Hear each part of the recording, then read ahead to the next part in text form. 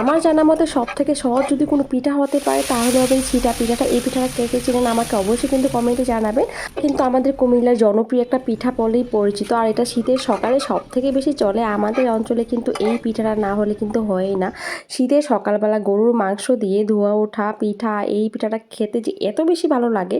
আর এটা কিন্তু আমাদের জামাইয়ের আবদার, কিংবা আপনি যদি কোনো মেহমানদেরকে দেন, সবাই কিন্তু অনেক বেশি পছন্দ করে। সবথেকে সহজ একটা পিঠার রেসিপি শেয়ার করবো আজকে। আশা করছি আপনাদের আজকের এই পিঠার রেসিপিটা অনেক বেশি ভালো লাগবে। প্রথমে এখানে চালের গুঁড়া নিয়ে নিচ্ছি, এটা বাজারে কিনা শুকনা চালের গুঁড়া আর কি। এখানে আমি প্রায় 2 কাপ পরিমাণ শুকনা চালের গুঁড়া নিয়েছি, আর পরিমাণ মতো লবণ নিয়েছি।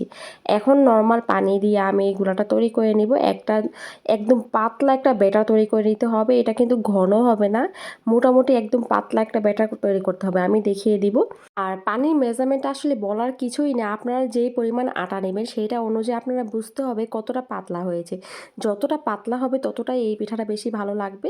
তো এখানে পিঠা মানে ব্যাটারটা রেডি করার পর এখানে আমি একটা ডিম দিয়ে দিচ্ছি। তারপর এখানে দিয়ে দিব আমি পেঁয়াজের বাটা, আর দিয়ে দিব আমি অল্প একটু আদার বাটা।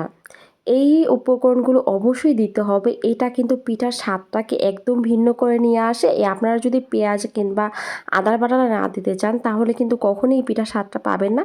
পারফেক্ট স্বাদ পাওয়ার জন্য অবশ্যই এগুলো দিতে হবে। আর পিঠার ব্যাটারটা ঠিক এরকম একদমই পাতলা একটা ব্যাটার তৈরি হয়ে গিয়েছে। আর এর থেকে এত সুন্দর একটা ফ্লেভার আসছিল। এইবার পিঠাটা বানিয়ে নেওয়া যাক। এর জন্য একটা ফ্রাই প্যান নিয়েছি, এখানে আমি অল্প একটু তেল ব্রাশ করে নিয়েছি। তারপর এখানে আমি একটু ছিটিয়ে দিচ্ছি, কারণ এর নামই ছিটা পিঠা। ছিটা পিঠা যেহেতু একটু ছিটিয়ে দিতেই হবে। তো আমি এখানে কয়েকবার করে এভাবে ছিটিয়ে দিয়েছি, দেখলেই বুঝতে পারবেন ছিটানো হয়ে গিয়েছে। এখন কিন্তু আমি ঢাকনাটা দিয়ে দিয়েছি। এইখানে চুলার হিটটা কিন্তু অবশ্যই বাড়িয়ে রাখতে হবে। আর মাত্র 30 সেকেন্ডের মধ্যেই এই পিঠাটা তৈরি হয়ে যাবে। 30 সেকেন্ড পর ঢাকনাটা খুলে নেবেন, আর দেখবেন পিঠাটা একদমই রেডি।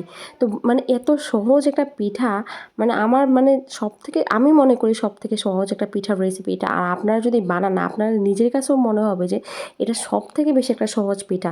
কারণ মাত্র 30 সেকেন্ডে যদি একটা পিঠা হয়ে যায় তাহলে কতগুলা পিঠা তৈরি হয়ে যায় খুব তাড়াতাড়ি। তো এই পিঠাটা কিন্তু খেতেও অনেক বেশি মজা। আপনি যদি মানে আমাদের এলাকায় কিন্তু যখন জামাইয়ের আবদারে পিঠাটা রাখা হয়, জামাইরা কিন্তু অনেক বেশি পছন্দ করে। কিংবা আপনারা কিন্তু অতিথি আপ্যায়নে এই পিঠাটা রাখতে পারেন, খুবই সহজ আর অনেক বেশি প্রশংসাও পাবেন।